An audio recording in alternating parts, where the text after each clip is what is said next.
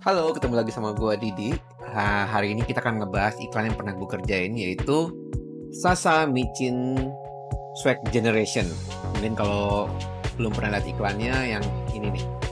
Iya, iklan. Ini adalah iklan Sasa. Sebenarnya iklan ini lumayan waktu pada saat itu 2020, saat lagi keluar, itu lumayan viral karena sebenarnya banyak yang nggak tahu kalau ini ujung-ujungnya ini iklan Sasa, dikiranya iklan rokok, iklan iklan provider kayak, karena lumayan ngegebrak sih. Nah, sekarang gue mau ceritain gimana sih proses sampai kita bisa bikin ngerjain iklan Sasa yang kayak gini. Nah, dan mungkin ntar gue juga bisa share juga pengalaman gimana sih syuting di sana. Nah, yang pertama adalah gimana sih ceritanya bisa ngerjain iklan ini. Iklan ini tuh mulai ditawarin waktu itu ada temen gue, almarhum Yeri. Nah, kebetulan dia dulu juga udah ngajakin gue buat ngevlog soal ini sebenarnya. Almarhum Yeri ini orang yang namanya Yeri Indrajaya. Nah, dia ini orang yang kreatif banget menurut gue. Orang yang mampu ngerubah pola pikir klien. Dia berani ngasih suggestion ke klien. Dia berani ngasih saran-saran yang out of the box ya. Sebenarnya kalau gue lihat, dia seorang creative director waktu itu di Finch. Sasa ini agensinya adalah Finch waktu itu. Jadi waktu itu Yeri datang ke gue, ke Milky Way Studio. Jadi waktu itu datang, gue mau bikin ini nih iklan konsepnya kayak gini. Lu buat apa? Ini buat Sasa. Gokil, ya. Ini mereka mau, ternyata mau. Dan ternyata perjuangan dia ngadepin klien, which is ngadepin Sasa itu sudah panjang banget. Gimana ngeyakinin mereka bahwa sekarang udah waktunya bikin iklan Sasa, nggak usah ada masak-masak lagi, nggak usah ada makan-makan lagi, karena orang udah tahu Sasa itu besar sebenarnya itu. Dan dari situ gue ngeliat, wah, gokil nih si Yeri nih. Akhirnya dari situ ngobrol-ngobrol, lu tertarik nggak bikin iklan ini? Dan ya tertarik dong, siapa sih yang nggak tertarik, maksudnya iklannya konsepnya segokil ini. Dan waktu itu kayak belum ada yang bikin iklan bumbu masak tapi rasa iklan rokok. Iya.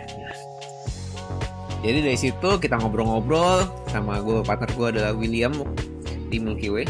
Jadi kita ngobrol kayak kita bisa ngegebrak something yang out of the box nih. Oke. Kenapa syuting di luar negeri? Nah, sebenarnya pertamanya malahan bukan di New York, tapi brief awalnya adalah di Korea. Jadi dari klien dan agensi kayaknya cocok nih syutingnya di Korea, karena kayak waktu itu Korea juga lagi in banget ya waktu tahun 2019, sampai sekarang sih masih in ya, 2022. Nah, di situ sebenarnya mereka ngajak syuting di Korea, tapi saat itu gue jujur sama Yeri, kalau Korea jujur gue nggak tahu daerah karena gue belum pernah ke situ kan. Nah, dan kebetulan berapa kali gue lebih sering balik ke New York gitu. Emang kebetulan ya setahun bisa 2-3 kali ke New York. Jadi untuk lokasi dan titik gue lebih hafal. Yeri gue gitu bilang gitu. Dan ternyata akhirnya emang mungkin budget segini tapi di New York. Terus sebenarnya emang nggak mungkin karena budgetnya budget Korea, tapi akhirnya kita coba ngobrol, kita bikin syuting efisien, gimana kita syuting bisa bukan kejar-kejaran, tapi kayak syuting tapi kayak agak indie sebenarnya kayak gitu. Akhirnya setelah meeting sana sini sama tim dari New York juga, akhirnya kita bisa dapat harga terbaik dan kita bisa syuting terbang ke New York itu sebenarnya. Proses syutingnya mungkin sebelum syuting kita lihat proses pitching di balik iklan Sasa ini. Jadi untuk dapetin iklan Sasa ini tuh kita pitch dari beberapa PH, dan waktu itu emang PH-nya besar-besar semua sih. Milky Way waktu itu kayak ngadepin PH yang kayak wow, ini PH besar dan semua direktur besar semua.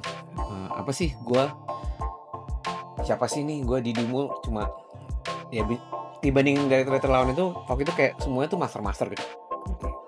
Gue nggak ada apa-apa yang dibanding mereka sebenarnya, itu jujur ya. Tapi ya udah, akhirnya gue bikin konsepnya, gue bikin treatmentnya mau kayak gimana, dan nggak tahu kenapa ya, puji Tuhan, alhamdulillah akhirnya kita dapat projectnya.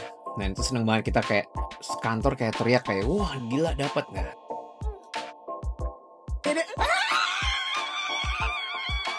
Oke, akhirnya kita mulai susun dan kita mulai ngontak tim di New York untuk kita, jobnya on nih sebenarnya.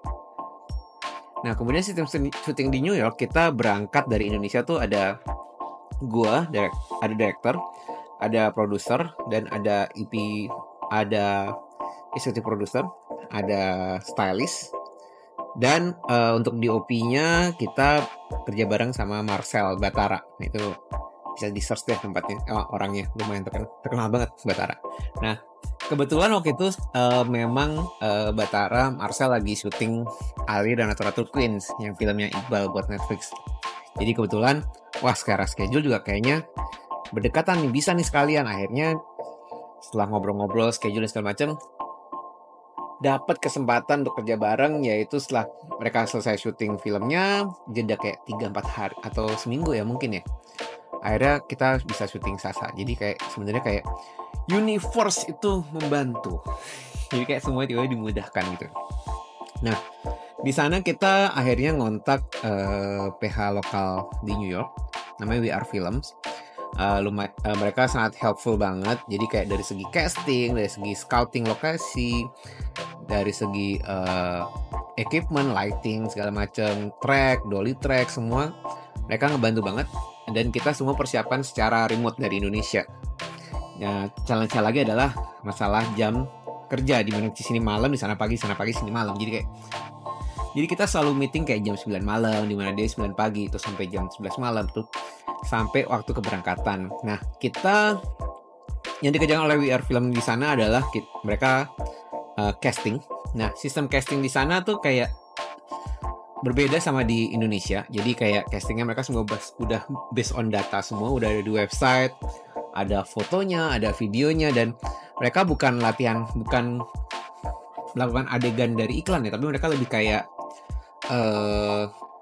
nyebutin nama mereka, profile, terus ngobrol kayak hobinya apa. Dari situ kita bisa lihat dari sinar matanya, sinar mukanya, dan akhirnya kita dapat sekitar ratusan pemain. Tapi kan kita seleksi lagi, kita harus memilih muka-muka yang nggak terlalu bule banget, yang masih ada rasa-rasa Asia sedikit, karena biar orang ya, karena kan Sasa Indonesia ya, jadi kayak kita nyari muka yang agak Asia, dan kebetulan emang dapat beberapa yang udah bagus-bagus banget.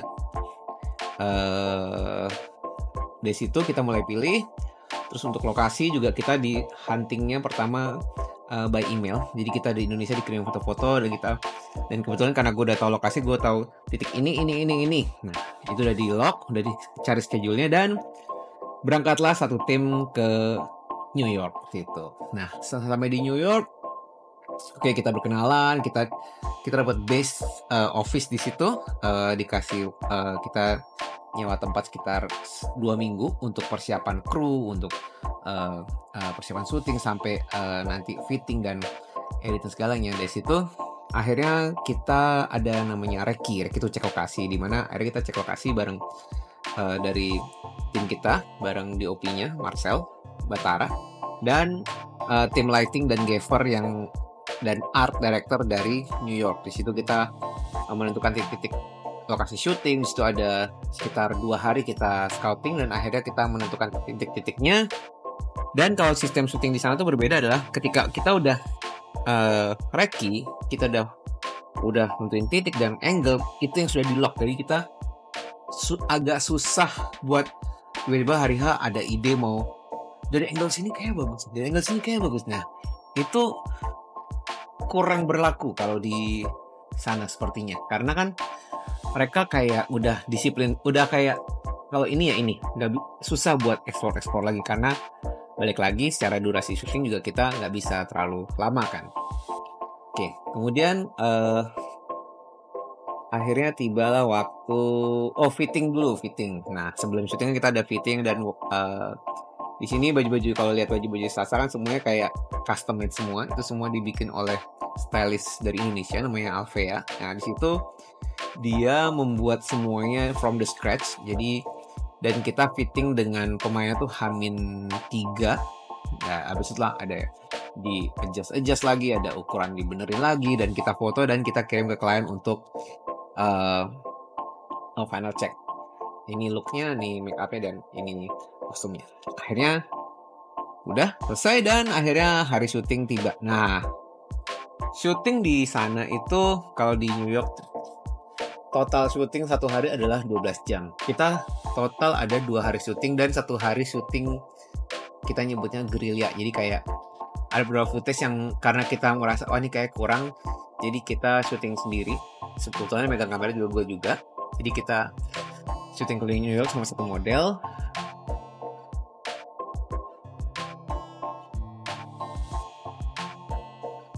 Ini syutingnya di hari yang berbeda, dimana akhirnya gue pegang kamera sendiri.